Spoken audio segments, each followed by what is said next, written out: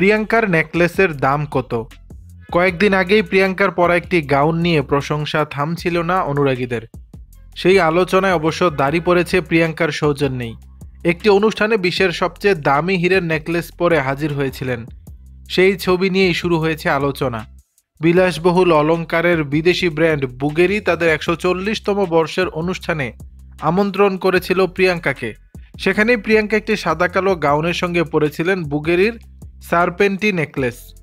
দেখলে মনে হয় হিল হিলের সাপের আঁকাবাঁকা দেহ, যা তৈরি হয়েছে ৬১.৮১ ক্যারেট ওজনের ৬৯৮টি লম্বাটে হিরে দিয়ে।